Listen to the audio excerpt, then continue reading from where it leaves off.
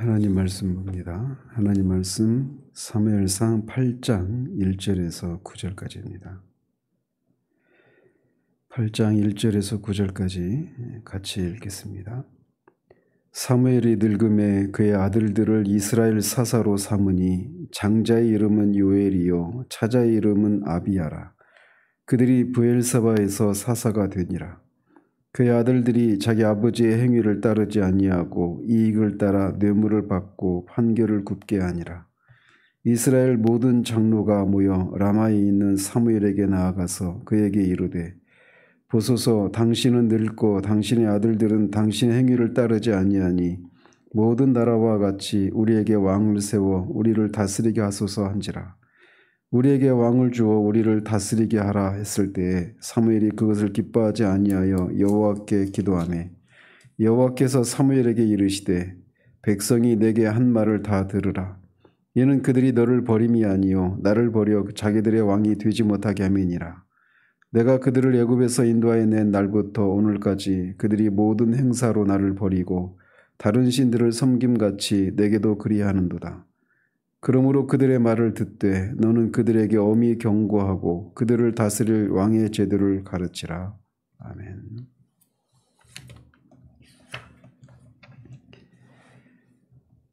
예, 사무엘상 1장에서 10장은 사무엘서의 이 전반부에 해당되는 그런 부분입니다. 그래서 이스라엘의 신정이 그런 왕국의 탄생에 있어서 어떤 중요한 산파 역할을 했던 사무엘의 출생과 그의 사역, 그리고 이스라엘 정치 체제가 이 왕정 체제로 이렇게 바뀌는 이런 과정을 기록하고 있는 부분이 1장에서 10장까지인데, 그 중에서 오늘 살피려고 하는 이 8장부터 10장까지는 이스라엘 전체 역사에서 가장 중요한 사건을 다루고 있는 그런 장입니다. 즉 출애굽 후에 이 가나안 땅을 출애굽한 후에 가나안 땅을 차지한 후 이스라엘은 약 350년 동안 사사들에 의한 신정 체제 국가였습니다. 그래서 이 사사들에 의해서 일종의 어떤 지방 분권 연합 또는 어떤 부족 연합 그런 체제의 국가였는데, 이제 이 중앙 집권적이고 전체주의적인 그런 왕정 체제로 바뀌는 그런 과정을 보여주고 있는 그런 부분이 8장에서 10장까지입니다. 그런 면에서 이스라엘 전체 역사에서 가장 중요한 그런 사건을 다루고 있는 부분이다, 이렇게 말씀드릴 수 있습니다. 1절은 사무엘이 늙음에 그의 아들들을 이스라엘 사사로 삼았다라고 시작하며 8장을 엽니다. 이 학자들에 따르면 이때 사무엘의 나이가 50대다 70대다 이런 주장들이 있는데, 대체적으로 50대 초반이라고 그렇게 말하는 것이 주를 이루고 있습니다. 그거는 이제 사무엘의 출생과 또 사울의 등극 시기를 기준으로 했을 때 그 나이가 한 53세 이전이었을 것이다, 이렇게 대부분 얘기를 합니다. 그리고 탈무드 같은 경우도 52세, 사무엘이 52세였다, 이렇게 얘기를 하고 있기도 합니다. 어쨌든 사무엘은 나이가 들자 젊을 때처럼 이 사사 직분을 수행할 수가 없어서 그의 아들들을 사사로 세운 것으로 보여집니다.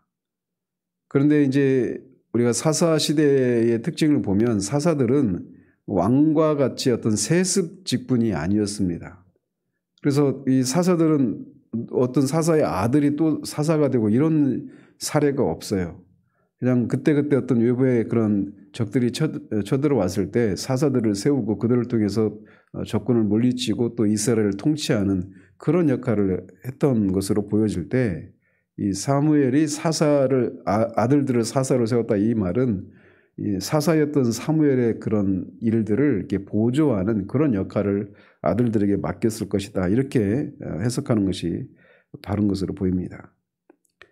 아무튼 사무엘의 장자는 요엘이었고 차자는 아비야였는데, 이들이 이스라엘의 최남단인 브엘세바에서 사세가 되었습니다. 그래서 어제도 우리가 살폈지만 이 사무엘은 베델과 길갈과 미스바 그리고 고향집이 있는 라마에서 이 사사직분을 감당했는데 이 브엘세바는 이 라마까지 포함하면 네 성읍에서 굉장히 먼 그런 남단이었기 때문에 거기까지 자신의 그런 통치가 미치지 않아서 이 아들들을 어떤 그 대리인으로 세워서 그렇게 아들들을 통해서 다스리도록 했던 것으로 보입니다. 그런데 이 사무엘의 두 아들들은 엘리의 두 아들들과 같이 아버지의 행위를 따르지 않고 이익을 따라서 뇌물을 받고 판결을 굽게 했다라고 말을 합니다. 당시 이 근동에서는 뇌물을 받는 문제에 대해서 뭐 거의 언급이 다른 나라에서는 언급이 없었다고 합니다. 그런데 성경에서는 이 뇌물에 대해서 뇌물을 매우 부정한 것이고 뇌물을 받는 자들을 죄라고 말하며 그들을 저주를 받아야 된다라고까지 말을 할 정도로 이 뇌물을 받는 것을 굉장히 중한 죄로 여기고 있는 것을 우리가 성경을 통해서 볼 수 있습니다. 왜냐하면 뇌물을 받으면 결국은 판결을 굽게 하는 것으로 이어져서 무고한 사람이 또는 죄가 있는 사람이 처벌을 받지 않거나 죄가 없는 사람이 처벌을 받게 되는 그런 일들이 일어나기 때문에 이 뇌물을 받는 것을 굉장히 엄하게 다스리고 있죠. 예나 지금이나 뇌물을 받는 것은 그 사회가 얼마나 부패한 사회인가라고 하는 것을 말해주고 있는 것이죠. 우리나라도 여전히 뭐 이 선진국에 돌입했다고 하지만 그런 부패하고 이런 것들이 옛날에 비해서는 많이 줄긴 했지만 여전히 그런 것들이 남아 있죠.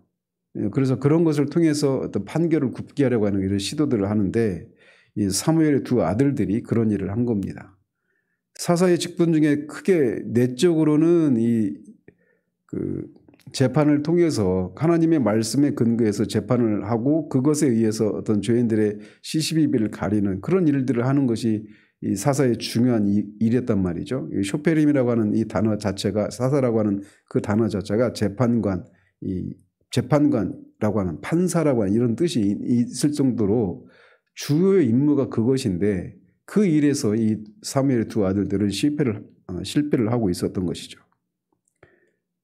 자, 이런 이유로 이 4절에서는 이스라엘의 모든 장로들이 사무엘의 집이 있는 라마에 모였습니다. 그리고 사무엘에게 당신은 늙었고 두 아들들은 당신의 행위를 따르지 않으니 자신들에게도 이 모든 주변 나라들처럼 왕을 주어서 그 왕이 우리를 다스리도록 해달라 이렇게 요구를 합니다. 이스라엘 장로들이 왕을 요구한 이 이유에 대해서는 여기서는 그냥 표면적인 이유만 있지만 뒤에 이제 19절이나 20절 이런 구절들을 보면 이스라엘 장로들이 왕정을 요구한 그런 보다 더 근본적인 원인들을 얘기를 하고 있습니다. 그것은 모든 나라와 같이라고 하는 것에서 우리가 유추할 수가 있어요. 크게 두 가지입니다. 하나는 외교적인 측면에서 그리고 또 하나는 이 국가의 안보와 관련돼서 이 왕정을 요구하고 있는 겁니다. 그래서 주변 국가들과의 그런 이 외교 관계에서 왕이 없으니까 다른 나라들은 왕이 이제 다스리고 있기 때문에 그런 왕이 다스리는 나라와 이 왕이 아닌 그런 임시적으로 그 지역의 어떤 부분적인 그런 지역만 그렇게 다스리고 있는 사사와 그렇게 정상적인 그런 외교 관계를 형성할 수 없는 그런 것 때문에 어떤 불리함을 가지고 있다라고 생각을 했던 겁니다. 그리고 또 하나는 이제 국가 안보와 관련해서 국방과 관련된 것이죠. 그래서 이스라엘의 그런 지파 동맹 체제로는 주변 국가의 침략이 있을 때 신속하게 대처할 수 없는 그런 어떤 어려움이 있으니까 이제 주변 나라들과 같이 중앙 집권적이고 이 전체주의적인 그런 왕을 우리에게 줘서 이 정치 체제를 바꿔야 된다 이렇게 얘기를 했던 것입니다. 그리고 이제 그래서 그들은 왕정 제도가 그들에게 무거운 굴레를 지어줄 것이라고 하는 내일 살펴볼 그런 경고에도 불구하고 더욱 강하게 왕정을 요구하고 나선 것이죠. 따라서 이들이 이 왕을 요구하는 이 이유는 굉장히 합리적인 그런 어떤 근거가 있는 요구다 이렇게 말을 할 수가 있는 겁니다. 외교와 국방에 관련해서 왕이 필요하다. 이거 굉장히 합리적인 그런 판단인 것이죠. 그리고 어떻게 보면은 굉장히 어떤 애국심의 발로라고까지도 할 수가 있는 것입니다.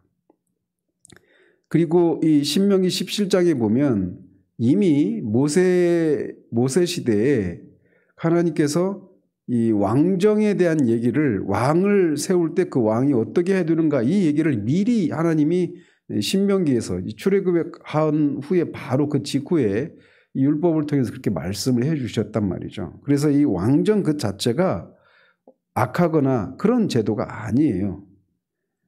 그렇기 때문에 이스라엘 장로들의 왕정 그 왕을 요구하는 이런 표면적인 이유들은 아무런 문제가 없죠. 그 자체로는 오히려 자연스럽고 합리적인 요구다 이렇게 평가를 내릴 수가 있는 겁니다.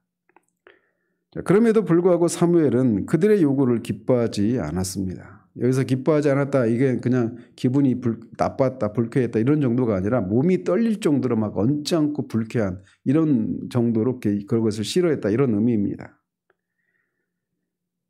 그런데 이게 사무엘이 그 왕을 요구하는 이런 이 장로들의 요구에 대해서 이렇게 불쾌하게 언짢아한 것은 어떤 백성들이 자신을 거부하고 왕을 요구한 어떤 인간적인 배신감에서만 이렇게 언짢아한 것은 아니었습니다. 백성들이 왕을 요구한 이 더 근본적인 원인이 무엇인가를 알고 기뻐하지 않았던 거예요. 그리고 그것은 이 사무엘이 말한 것, 그렇게 불쾌했던 그것이 하나님에 의해서 사실임을 이제 드러나게 되는 거죠. 어쨌든 그래서 그는 그런 상황을, 그런 요구를 받고 이 백성들에게 너희들이 어떻게 나한테 이럴 수 있느냐? 어떻게 너희들이 이렇게 하나님 앞에 이런 죄악을 범할 수 있느냐? 절대 그런 일이 있을 수 없다. 이렇게 말을 하거나 또는 그 백성들의 요구에 그냥 이 출애굽했을 때 모세가 시내산에 올라가 없을 때 이 백성들이 우리에게 왕을 하나님 금심상을 금송아지 신상을 만들어서 하나님을 경배하도록 요구하는 그런 백성들의 요구에 그냥 맞장구 쳐줬던 아론과 같은 그런 태도를 취하지 않습니다. 그가 했던 것은 하나님께 기도하는 거예요. 여기서도 우리는 이 하나님의 그 사무엘의 그런 신앙의 태도들을 볼 수가 있는 것입니다. 그는 이 자신의 어떤 이 독단적으로 이들의 요구를 이렇게 거부하면서 자신의 생각을 관철시키거나 그들의 요구에 이렇게 아론처럼 그렇게 맞장구 쳐지고 그냥 저자세로 들어가는 그런 모습을 보이지 않고 하나님께 기도하는 거예요. 여기에서 우리가 사무엘의 그런 겸손함과 하나님의 주권을 인정하는 그런 신앙의 태도들을 우리가 엿볼 수가 있는 것이죠.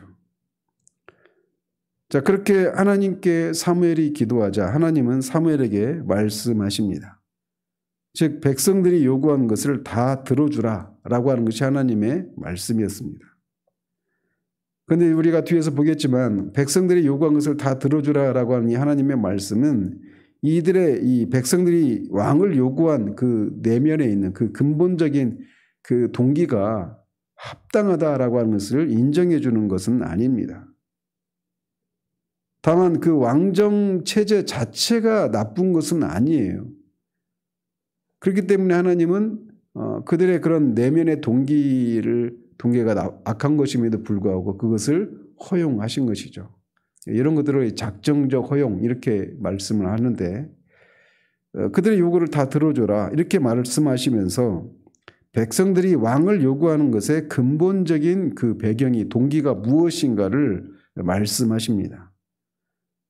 즉 장로들이 왕을 요구하는 것은 사무엘 너를 버리는 것이 아니라 하나님 자신을 버리는 것이고 그것을 통해서 하나님이 그들의 왕이 되지 못하도록 하는 그런 것이라고 그렇게 판단을 하십니다. 잘 알다시피 이 하나님의 택한 백성인 이스라엘은 하나님이 친히 왕이 되셔서 다스리는 신정 국가였죠. 그래서 하나님은 이스라엘을 애굽의 그 바로의 손에서 구원하시고 그들을 인도하시고 통치하신 이스라엘의 왕이셨습니다. 즉 그는 모세와 여호수아와 10수명의 그런 사사들을 통해서 당신의 택한 백성들을 다스려 왔고 지금도 사무엘을 통해서 이스라엘을 다스리는 진정한 왕이셨단 말이에요. 그래서 어제도 말씀드린 것처럼 이 이스라엘이 사무엘을 통해서 하나님이 이스라엘을 다스리시는 그런 모습을 어제도 말씀드리지 않았습니까? 즉 이스라엘의 왕은 이스라엘은 비록 주변 나라와 같이 인간 왕은 없었지만 만왕의 왕이신 창조주이시요 그 만왕의 왕이신 여호와 하나님이 이스라엘의 왕이셨단 말이에요. 그럼에도 불구하고 이스라엘 백성들은 외교적인 측면에서 또는 국방과 관련해서 이 인간 왕을 요구하신 거예요. 그걸 통해서 이스라엘의 왕이 하나님이시다라고 하는 것을 부인하고 있는 것이고 이스라엘의 왕이 그 이스라엘을 지금까지 보호하시고 지키시고 이런 일들을 부정하고 있는 것이죠. 그래서 이제 마침 이 사무엘의 두 아들의 이 부정한 그런 모습을 빌미로 삼아서 이 인간 왕을 요구하고 있는 것입니다. 그렇기 때문에 하나님은 이스라엘이 이 왕을 요구하는 것의 뿌리에 있는 근본적인 죄악이 하나님을 버리고 하나님이 왕이 되지 못하도록 하는 것이다 라고 판단하신 것입니다. 따라서 이 하나님이 그 왕이 되셔서 통치하시는 것을 거부하고 그 주변의 나라와 같이 인간적인 왕을 구한 이스라엘 죄는 크게 두 가지로 요약을 할 수가 있는 겁니다.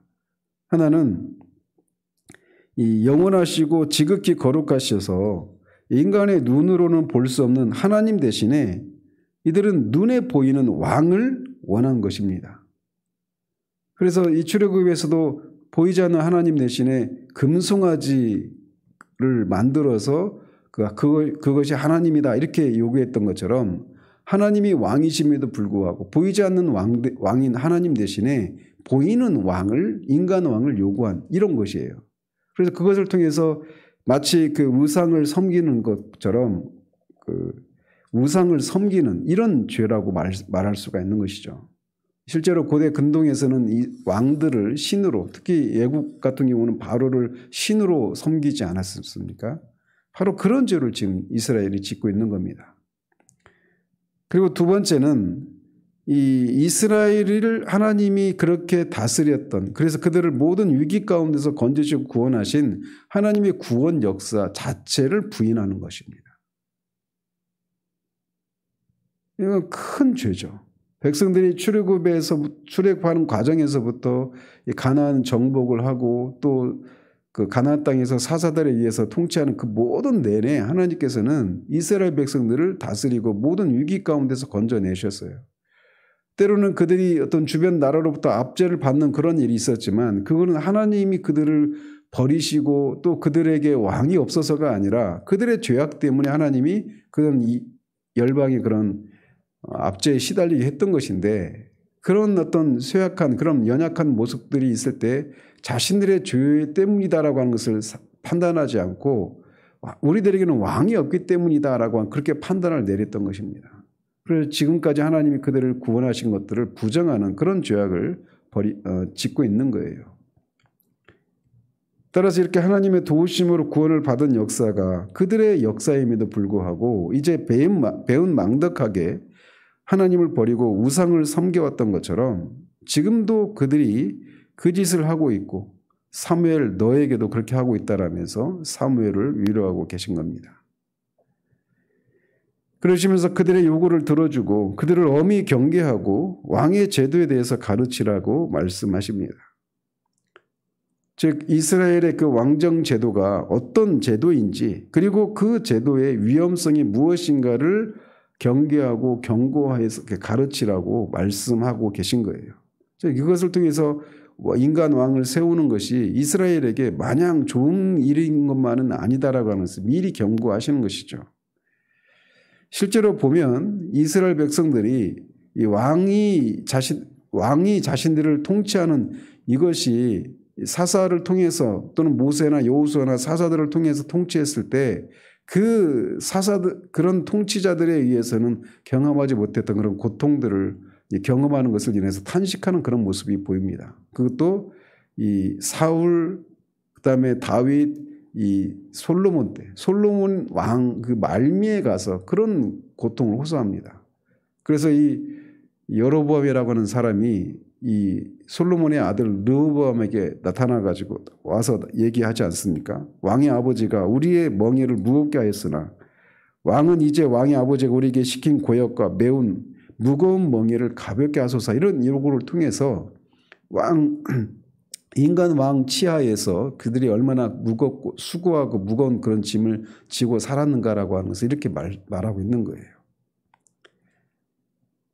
그렇지만 그런 고통은 이 구절이 언급하고 있는 것처럼 전적으로 그들 스스로가 자초한 것이었습니다. 즉 그들은 세상 어떤 나라에도 없는 그런 왕을 소유하고 있었단 말이에요. 즉 창조주이신 만왕의 왕이신 여호와 하나님을 자신들의 왕으로, 왕이 여호와 하나님이 바로 자신들의 왕인데 그 사실을 자랑스럽게 생각하거나 만족하지 못하고 그 왕을 버리고 인간왕을 택한 결과 그런 고통을 초래하게 된 것이죠. 그런데 거듭 말씀드리지만 우리가 여기서 오해하지 말아야 될 것은 왕정 그 자체가 악하다라고 하는 것을 말하고 있는 게 아니라는 겁니다. 하나님은 이 사사들을 통한 그 신정체제를 더 선호하시고 왕정체제를 싫어하셔서 이렇게 말씀하시는 게 아니에요. 하나님은 이들이 이스라엘이 그 판단이 잘못된 것에 대해서 책망을 하고 계신 것입니다. 이미 그들에게 왕이 있는데, 왕이신 하나님이 있는데 그것을 인정하지 않고 그분이 그들을 구원하신 이 구원을 부정하는 이런 내용들에 대해서 하나님이 그들을 책망하고 계신 것이죠. 이처럼 하나님은 자기 백성들을 지키시고 보호하시는 왕이신 하나님이십니다. 그리고 늘 그들을 이 선한 길로 인도하시기를 원하시는 그런 분이시란 말이죠. 그런데 그 하나님을 부정하고 왕을 요구하고 있는 이 이스라엘 백성들의 모습 속에서 우리는 우리 자신의 모습을 또 보기도 합니다. 성도라고 하는 이 사람들의 그 정체성은 그들의 주인이, 그들의 왕이 하나님인 그런 사람들이다라고 정의를 내릴 수가 있어요. 그래서 하나님은 우리의 그런 주인이 되시고 우리의 왕이 되셔서 우리를 인도하시고 우리를 보호하시는 그런 하나님이십니다. 그리고 지금까지 우리가 그런 하나님의 보호와 통치를 받으면서 지금까지 우리의 삶을 살아왔단 말이에요. 이스라엘 백성들처럼 말이죠.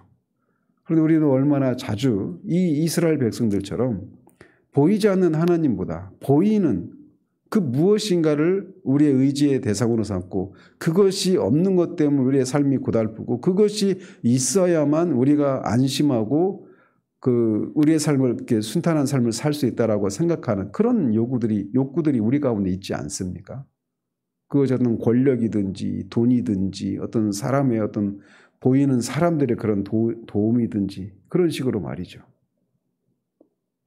그런 측면에서 이 왕을 요구하고 있는 이스라엘이 백성들의 모습을 아니 어떻게 그들이 그렇게 배은망덕할 수가 있지라고만 생각해서는 안 되는 거예요. 이들의 모습 속에서 우리도 우리 자신의 모습을 보게 되는 겁니다.